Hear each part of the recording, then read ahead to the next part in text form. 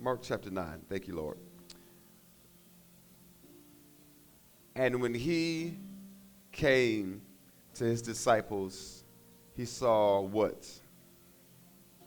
Talk back to your boy. He said, what did he see? Thank y'all. And the scribes questioning them. And straightway all the people, when they beheld him, were greatly amazed, and running to him, saluted him. Thank you, Holy Ghost. And he asked the scribes, why are you questioning these disciples?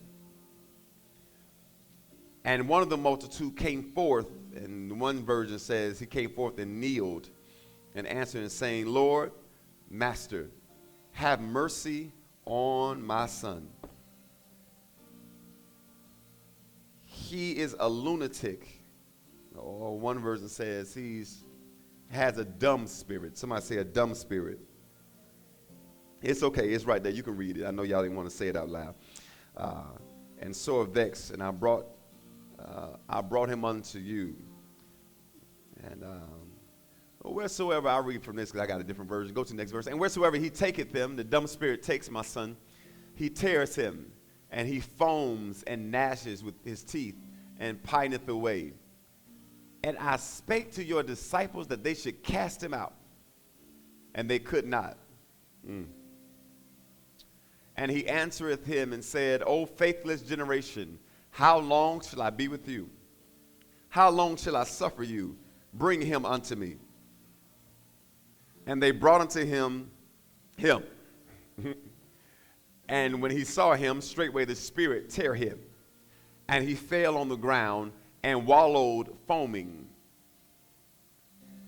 And Jesus asked the Father, how long is it ago since this came unto him? And he said, of a child.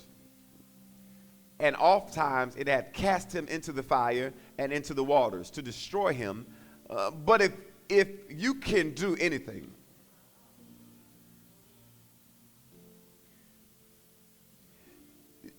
I've heard about you. I brought him to you. But if you can do anything, is there anybody in the room need Jesus to do anything? If you can do anything, have compassion on us and help us. And Jesus said unto him, I can't do anything, but if you can only believe. I got the power. I just need to know that you have the faith. I have the ability. I just need to know if you have the belief. If you can just believe all things. I need somebody to shout all things. All things, not some things, not one thing, but all things are possible to him that believeth. And straightway the father of the child cried, screamed, or shrieked, or kratzo, got crazy, and said with the tears, Lord, I believe, but help my unbelief. I got a little bit of faith. I just need you to make up the difference. I'm in a stuck position. I'm in a desperate place. I don't even know what else to say. Just, Lord, I believe. I'm really, really trying to do whatever it takes because I'm sick of the situation. I walk back into my house. I believe, but help my unbelief. And when Jesus saw that the people came running together, he rebuked the foul spirit, saying unto him, you dumb and deaf spirit, I charge thee, come out of him and enter no more unto him. And the spirit cried and rent him, tore him sore, and came out of him. Oh, it's coming out today. And he was as one dead, insomuch that many said, he is dead. But Jesus took him by the hand. They thought it was dead. They thought it was over. They thought the enemy had accomplished his goal. But Jesus, Lord, thank you. But Jesus took him by the hand and lifted him up, and he arose. And when he come into the house, his disciples asked him privately, why could not we cast him out? And he said unto him, this kind can come forth by nothing but by prayer and fasting. I'm going to try to teach a little bit, preach a little bit, and then we're going to leave early. But my topic today is, Lord, do something with the dumb. Lord, do something with the dumb. Can you look to heaven and say, Lord, y'all not acting like y'all talking to him. Lord, oh Lord. I wish I had a little Baptist in your throat. Y'all got a little. Do something with the dumb. Does anybody in the room got a dumb situation? You got some dumb circumstances. It's just, I know it should be better than this, to be smarter than this, but Lord, do something with the dumb. Lord, help me. Now, look straight ahead so your neighbor won't think, not dung, but dumb, D-U-M-B, dumb. I got these Invisalign, so I can't articulate as well as I like to. Lord, do something with the dumb. Lord, do something with the dumb. We find, this is when Jesus, it says in verse 14, and when he came to his disciples, when he came down to his disciples, he saw a great multitude. If he was coming to his disciples, that means he had left his disciples. So where was he? He had just left the Mount of Transfiguration. It says he actually glorified himself before 3 of his disciples. If there's 12 disciples, class, and 3 go with them, how many did he leave? Y'all did good in math. Let's try it again. If he had 12, he takes away 3, and how many does he have left? So how many were with him when he was coming from the Mount of Transfiguration? 3. How many was he coming to? 9. This is important. Why? Because it's easy for y'all to look at the folk that got all black on and say, oh, they are just the ones that need to spend time with Jesus. They're the ones that just need to read. They're the ones that just need to pray. The dissonance in that is the fact that the 9 are still left to continue to do the work because there's somebody looking for Jesus. There's somebody that's looking to see, I got a crazy situation that I need to bring to a sober and steadfast Jesus. And maybe the only Jesus that some people meet is you. It's not the person in the pulpit, because guess what? The pulpit is just on Sundays. People come to you every day. People around you every day. And sometimes people are just desperate and just need to find Jesus. Is Jesus in anybody in this room today? And so when he's coming down from the mountain with the 3, he finds or sees that the 9 are being questioned by the scribes. Interesting. There's a crowd of people around, and then they're around 2 different sets of people. There's the 9 disciples, and then there's the scribes. It's the 9 disciples, and then it's the scribes. The scribes represent the religious. They represent the scholars. They represent the folk who are always looking to see you mess up so they can say, see, I told you weren't as saved as you said you was. These are the kind of people that are always waiting for you to trip up, waiting for you to mess up so they can hold you accountable. And so how many remember back in high school, back when there was a fight in the cafeteria, what did you always see around it? A crowd. It only took one person to get your attention. Somebody shouted, fight. And next thing you know, everybody's like, ooh, hit him. You ain't going to do nothing. Oh, and we're trying to get this thing done because we want to see a fight before the administration come and break it up. Right. And then there's nothing worse than 2 people saying, I dare you to push me. No, you push me. No, you push me. And then you just want to push them to get it, make them hit each other to get some more, just so you can have. And see, these days you can't just fight because now it's on camera. So now everybody's doing one of these numbers so they can put it on the social media. And this is what we find. The scribes and the 9 disciples. The scribes are giving the 9 disciples the business. Why? Well, when Jesus comes down, how many have brothers and sisters? Wave your hands if you have brothers and sisters. All you only children, we pray for you. You ever have your mama come into the house and say, what happened or what's going on, and everybody do one of these numbers? Nothing. And then she starts finding the weak link. What happened? Nothing. Yeah, and this is what happens in the text, because Jesus comes down and he questions the scribes and says, why are you interrogating them? And they say nothing. Now, I don't know how long it is between the verse where it says, and he questions the scribes, and the verse where it says, the man stands forth. I don't know between that pause, between that little space in there, between the two clauses, how long it is. But one thing I do know is that neither one of them say anything. It's the man that has the issue that steps forth and says, I have a problem, and I brought it to your disciples, and they couldn't do anything about it. So just maybe for all my scholars, all my Bible readers, just maybe that the scribes were making fun or picking on or questioning the 9 who didn't have what they said they had, or the 9 that should have represented but couldn't represent because they had this kind. They had a dumb kind that they couldn't do anything with. And maybe they were giving them the business, and the man says, this is the purpose, or this is the reason for the fight. And now he says, I got a problem. What's the problem? My son is dumb. Now, one version says that the man says, my son has a dumb spirit. Another version says, or another account says, my son is a lunatic. Watch it. One, he gives a diagnosis of his son's issue and says, my son is dumb. And the other, he says, my son is a lunatic. Now, let's be scholarly for a little minute before y'all start falling asleep.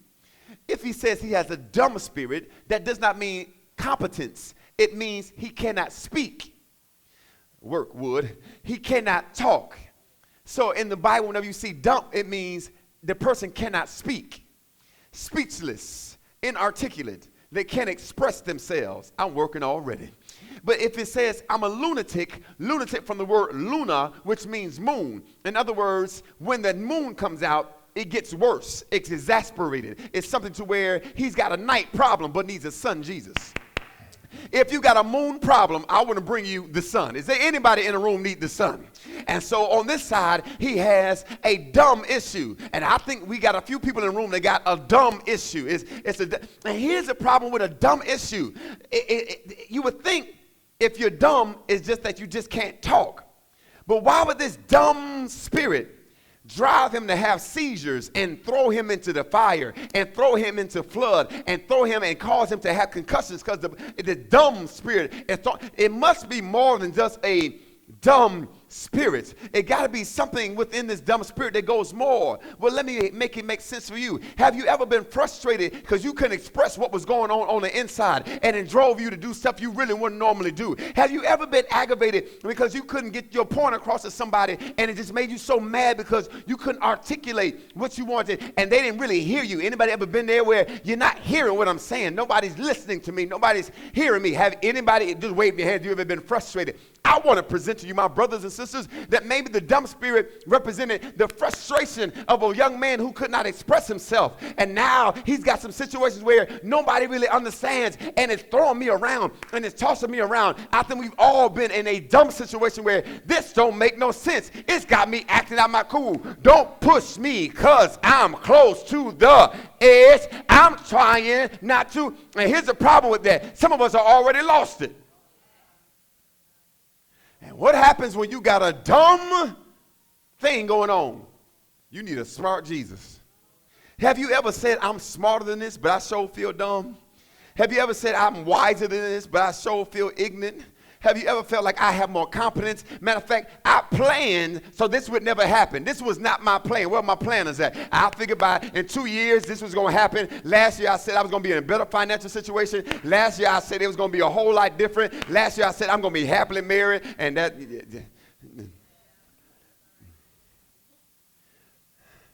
Last year we said my business, my idea is going to be off the ground. And by this time it's going to be at this place. And now it's still on paper.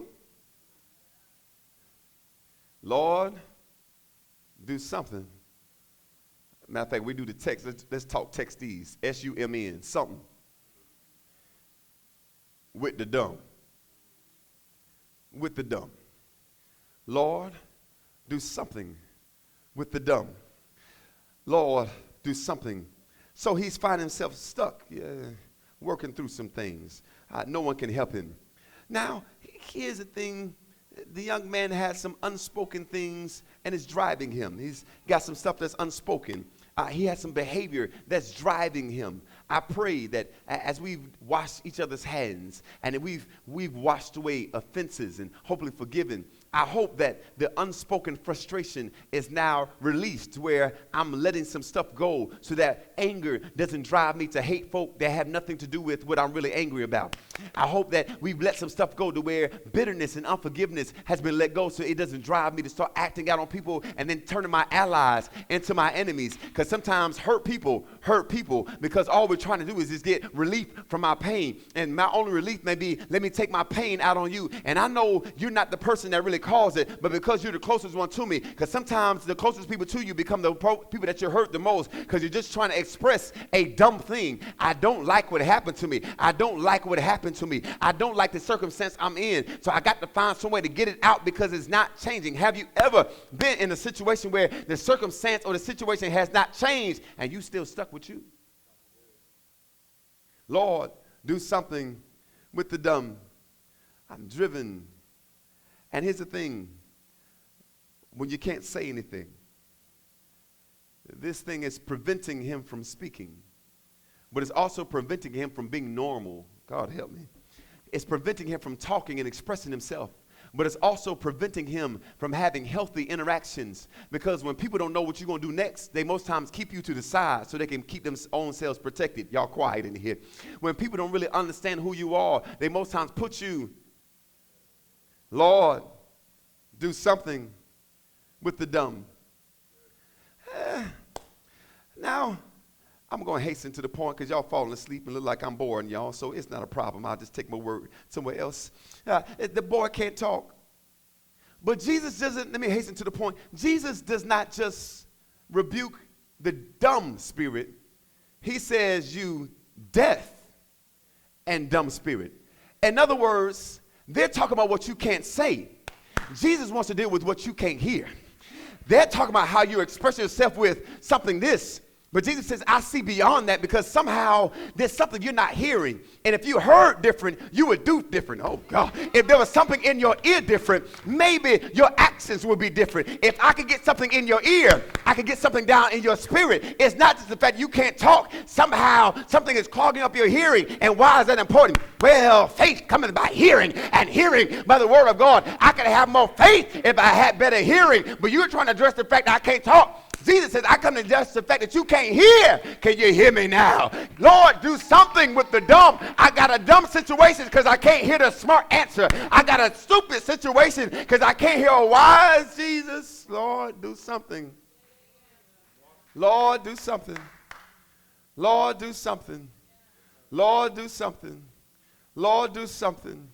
Lord, do something. Anything, please. Please, Lord, do something with the dumb. And Jesus says, I'm going to do something with the dumb, but I want to do something in your hearing. I want to do something in your ear.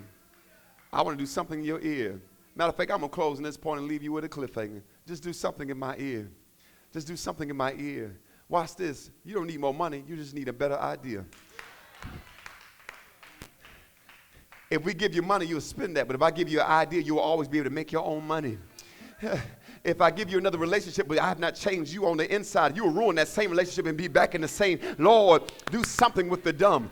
Sometimes you got to get to a desperate place where I don't care what it is anymore. I used to say, stay out of these areas of my life, Jesus. But right now, I'm so desperate because this situation is out of control. Have you ever felt you had control over a situation and then realized I don't have as much control as I think I have? I wish I had 5 real people. It's now blossomed out. It's now bust out. Lord, do something with the dumb. But most of all, do something in my mind. Do something in my hearing. Do something in how I think about it. You may not change it, but if you change me in it, it'll all be better. Lord, do something with the dumb. Clap your hands right there.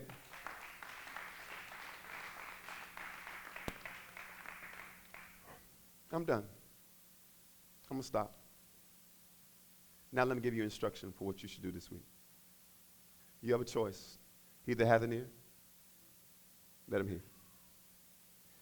Let me give you some instructions for this week.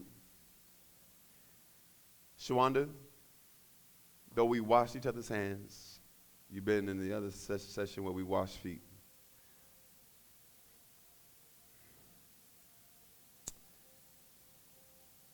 Today and tomorrow, something is going to remind you of what you had washed away.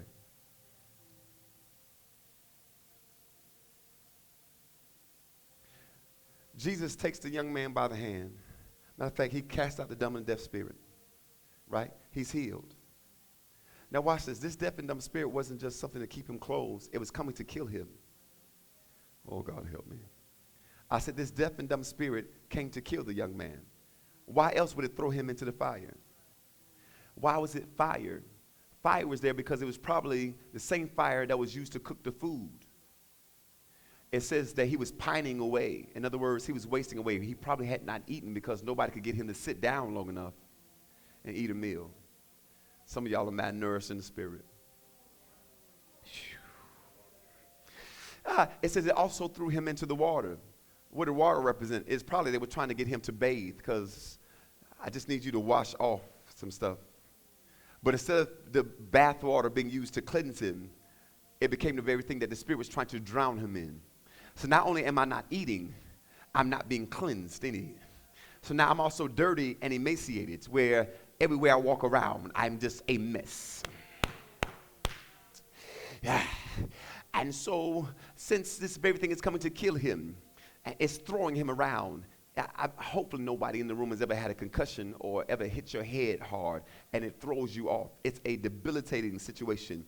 I want you to imagine that he's having grand seizures. That's why it says he's foaming at the mouth. Not that he's epileptic, but what's on the inside of him has triggered things to cause him to be the epileptic. Not that he was born this way, but somehow something got in him. And it says, how long has he been like this? And the man says, from a child. And that child deals with his infancy. But then when Jesus says, bring the child to me, that deals with his almost like pre-adolescence. So maybe he was around the age of 10, 9 or 10. So when he got it, he was probably around the age of 1 or 2. But now we're trying to get him healed at the age of 9 or 10. How long has it been for you? How long has it been since it started? When did it start? When did it begin? And some of us, it's been so long, we don't even remember when it popped off. All we know is I've been living with this a long time. And so now on the other side, Jesus says, I now need to do something in this child because I heard the cry of the man. Lord, do something with the dumb. I hate the fact that it's in my house, but Lord, do something with the dumb. I hate the fact that it represents me, but Lord, do something with the dumb. We don't even know the young man's name. All we know is who his father was, and we don't even know the father's name. So that means it could be any of us. We all got some dumb situations in our house that represent us. And all we're saying is, Lord, do something with the dumb. Now watch this. Here's the turn. Here's the twist for all my scholars and homileticians. Here's what happens. It says, I told you that the spirit was trying to kill the young man. Say, And when Jesus cast out the spirit, guess what the perception was? That the enemy won. Oh, I can run. I said, when Jesus cast out the deaf and the dumb spirit, it says that all of the crowd looked and said, the boy must be dead. So why would Jesus allow the enemy to think that he got away and finished and accomplished his goal? Sometimes God wants to use the enemy just to get you to a certain place to get glory out of the situation. Sometimes God has to allow the enemy to think, why do you even think that? What the scripture says in Corinthians, it says if the demons and the devils had known what they were doing, they would have never crucified him in the first place. But he's got a way of getting a great glory out of a dead situation. He's got a way of getting the glory out of a dumb situation. And it says that he looked to everybody as if he was dead. In other words, he ain't breathing. But Lord, do something with the dumb. And if it's nothing but take your hand and pick my dumb situation up to where it's never dumb anymore. Oh, God. Hey. He grabs him by the hand and makes him rise. Now watch this. The text does not tell us this, but this is where our job is. I strongly believe that God has done something in this house today. How many believe that God has done something with the forgiveness, with the cleansing, with the something? Just wave your hands. It's okay. Encouragement, help. Here's what's going to happen. Imagine all the people that saw him healed. Imagine all the people that may not have seen him healed, but know about his reputation. Guess what he's got to encounter for the rest of his time? There goes the boy that used to be dumb. There goes the situation that used to be dumb.